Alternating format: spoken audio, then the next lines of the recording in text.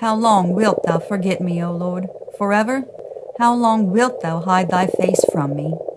Do you need to see God in action, or do you need to feel his presence? The heart is deceitful above all things, and desperately wicked. Who can know it? If you ate today, you saw God in action. Whether you will accept that or not is up to you. These individuals that say, God is leading me, how do they know that? By the way they feel? Their current emotional state? Would they say the same thing if they were on their deathbed or watching a loved one die? If life was not going as they would like it to? If God is leading you, do you always expect a positive, uplifting emotion to be the proof of that? Lazarus was laid at the rich man's gate, probably until the day he died. Was the Almighty leading him? What of his actions in your life? Do they also need to be of a positive nature before you will say that he is leading you? They responded to the sermon. That person you met last week wants to talk to you some more about this Jesus you keep bringing up. What you do, these actions you are performing for his glory, make you feel good, bring happiness into your life, and so he must be leading you, right? What of Jeremiah? 20 plus years of diligent obedience, and none but one listened. What of Noah? 120 years, and not even one would heed the call. You do what you know you are being led by the Lord to do, and friends and family desert you. Your finances fail, your life is turned upside down, and pain, suffering, and sorrow become your constant companion. And still, he says, follow me. You really don't want that, do you? And he was sad at that saying, and went away grieved, for he had great possessions. The Lord told the rich man to sell everything, become completely destitute, and then follow him.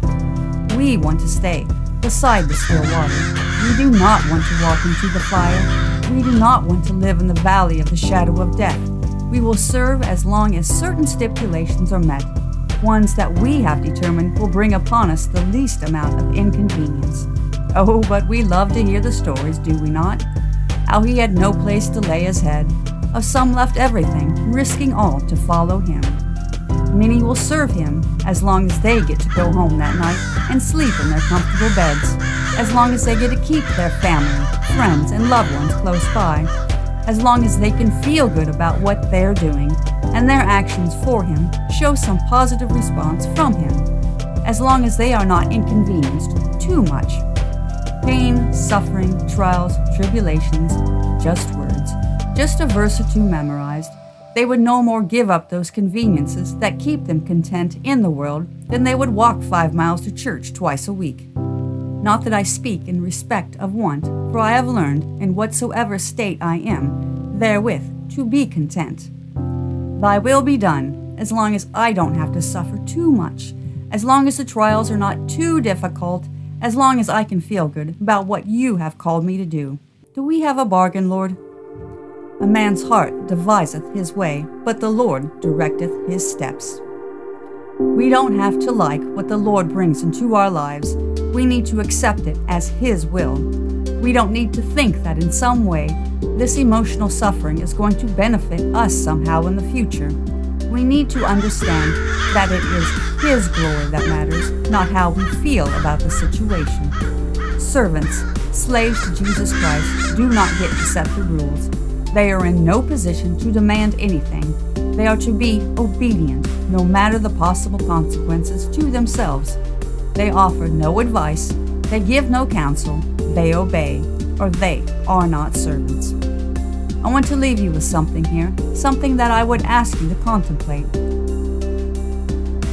As Lazarus sat at the rich man's gate, hungry, in pain, and suffering, did he have a smile on his face because he knew that was where the Most High wanted him? Was he content?